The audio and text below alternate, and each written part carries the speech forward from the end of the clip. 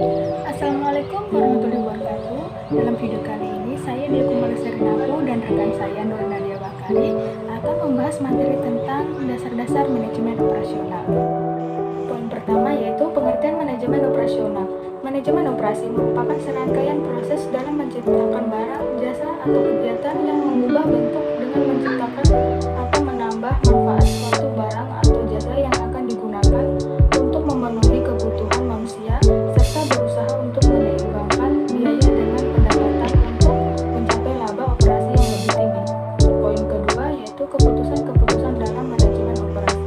Dalam operasional perusahaan tentu akan terdapat sangat banyak keputusan yang perlu dilakukan dengan cermat agar perusahaan tidak mengalami kerugian dan kepuasan pelanggan dapat dijaga. Berikut beberapa keputusan yang perlu dipahami dalam manajemen operasional, yaitu yang pertama keputusan terkait manajemen kualitas. Pada dasarnya manajemen kualitas adalah kumpulan metode untuk memastikan suatu proses atau produk memberikan output sesuai yang dijanjikan. Yang kedua, keputusan terkait manajemen rantai pasok. Supply chain atau rantai pasok adalah serangkaian proses bisnis yang menghubungkan beberapa faktor untuk meningkatkan nilai tambah bahan baku atau produk dan mendistribusikannya kepada konsumen. Yang ketiga, keputusan terkait manajemen persediaan. Persediaan seringkali tidak terhindarkan untuk membuat arus barang menjadi lancar. Yang keempat, persediaan bisa dimiliki dalam bentuk non-material work in progress maupun finished product. Yang keempat, keputusan terkait manajemen permintaan. Secara garis besar, kegiatan dalam manajemen permintaan atau terkait dengan bagian pemasaran. Yang kelima, keputusan terkait perencanaan kapasitas. Kapasitas dalam hal ini bisa berupa ketersediaan mesin, jumlah pekerjaan, ataupun area penyimpanan. Yang keenam, keputusan terkait perencanaan strategis, taktikal, dan operasional. Berdasarkan jangka waktu pengambilan keputusan. Pengambilan keputusan dalam ranah manajemen operasional bisa dikategorikan dalam jangka pendek, menengah, dan panjang. Yang ketujuh, keputusan terkait manajemen proyek. Pada dasarnya proyek didefinisikan sebagai pekerjaan yang sifatnya sementara dengan tiga elemen dasar, yaitu memiliki batasan kerja, jadwal mulai dan berakhir, dan sumber daya yang dibutuhkan. Yang kedelapan, keputusan terkait produk atau jasa menghasilkan produk yang sukses di pasaran tidak semua mempunyai ide yang dirasa baik dan mengimplementasikannya. Yang kesembilan, keputusan terkait penggunaan teknologi. Penggunaan teknologi yang tepat sangat berpengaruh terhadap performa perusahaan. Yang kesepuluh, keputusan terkait implementasi LEAN. Pada perusahaan, filosofi utama dalam implementasi konsep LEAN atau ramping pada perusahaan adalah menghasilkan atau memproduksi lebih dengan sumber daya yang minimal. Poin ketiga yaitu kualitas produk. Tujuan manajer operasi adalah membangun sebuah sistem yang mengidentifikasi dan memuaskan pelanggan. Oleh karena itu, definisi kualitas sebagaimana dijelaskan oleh American Society for Quality adalah keseluruhan fitur dan karakteristik produk atau jasa yang mampu memuaskan kebutuhan yang tanpa atau sama. Selain sebagai elemen penting dalam operasi, kualitas juga memiliki pengaruh lain. Ada tiga alasan lain penyebab kualitas itu penting, yakni yang pertama reputasi perusahaan, yang kedua kehendak produk, dan yang ketiga keterlibatan global. Poin keempat yaitu desain barang dan jasa serta proses kapasitas. Desain ialah langkah pertama dalam suatu fase pengembangan bagi setiap produk atau sistem yang direkayasa.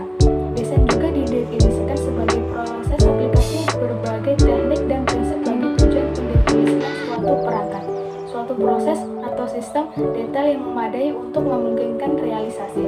Desain proses ialah suatu kegiatan dengan melibatkan tenaga manusia, bahan, serta peralatan untuk menghasilkan produk yang berguna baik barang atau jasa. Sedangkan kapasitas adalah output maksimal dari suatu sistem produksi pada waktu tertentu.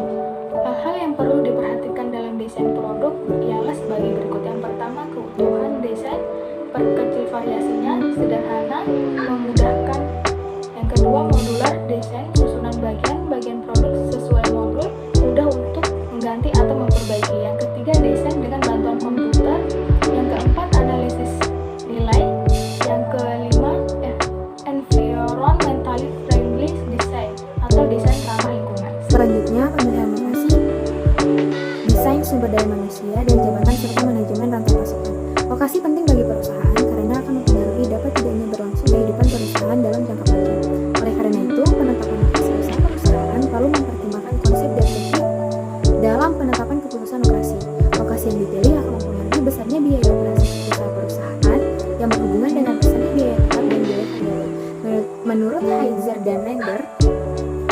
Penentuan lokasi yang tepat akan menurunkan beban biaya jangka pendek maupun jangka panjang dan akan meningkatkan daya saing perusahaan. Keputusan mengenai lokasi sangat berkaitan dengan sebuah strategi perusahaan. Salah satunya adalah keputusan lokasi memiliki komitmen jangka panjang yang membuat kesalahan sulit diatasi. Dalam melakukan pemilihan lokasi, ada beberapa faktor yang harus dipertimbangkan. Menurut Heiser, ada 7 faktor yang mempengaruhi pemilihan lokasi, yaitu produktivitas tenaga kerja, nilai tukar mata uang Indonesia mata uang, biaya, risiko politik, nilai dan budaya, kedekatan dengan pangsa pasar, kedekatan dengan para pemasok, dan kedekatan dengan para pesaing. Selanjutnya, persediaan, penjadwalan, dan pemeliharaan. Persediaan adalah bahan atau barang yang harus disimpan untuk memenuhi tujuan tertentu. Misalnya untuk digunakan dalam proses produksi atau perakitan, untuk dijual kembali, atau untuk saku cadang dari peralatan atau mesin. Persediaan dapat berupa bahan mentah, bahan pembantu, bahan dalam proses, barang jadi, atau saku cadang. Dapat dikatakan bahwa persediaan hanyalah suatu dana menganggur karena sebelum persediaan digunakan, berarti biaya tarikat di dalamnya tidak dapat digunakan untuk keperluan lain. Oleh karena itu, setiap perusahaan pasti memiliki persediaan, hanya volumenya yang berbeda. Karena setiap item tidak memiliki nilai atau biaya yang sudah dikeluarkan untuk mendapatkannya. Nilai persediaan dapat dihitung. Idealnya persediaan ini dapat dikelola dengan tepat agar tidak membebani perusahaan tanpa mengurangi servis level kepada pelanggan. Berdasarkan fungsinya, persediaan dikelompokkan menjadi 3, yaitu lot size inventory, fluctuation stock, dan anticipation stock. Selanjutnya, penjadwalan. Penjadwalan merupakan bagian yang paling penting dalam proses produksi sebelum pekerjaan turun ke lantai produksi. Sistem penjadwalan yang kurang baik dapat memperpanjang waktu penyelesaian produksi yang pada akhirnya dapat menurunkan kuantitas produksi yang dihasilkan. Dengan penjadwalan, maka perusahaan diharapkan dapat mengambil keputusan yang tepat dalam pengambilan produksi sehingga didapatkan waktu penyelesaian produksi yang minimum dan permintaan dapat terpenuhi dengan tepat. Selanjutnya, pemeliharaan. Pemeliharaan merupakan kegiatan memelihara atau menjaga fasilitas atau peralatan pabrik dengan mengadakan perbaikan atau penyesuaian atau penggantian yang diperlukan supaya tercipta suatu keadaan operasi produksi yang memuaskan sesuai dengan apa yang telah direncanakan.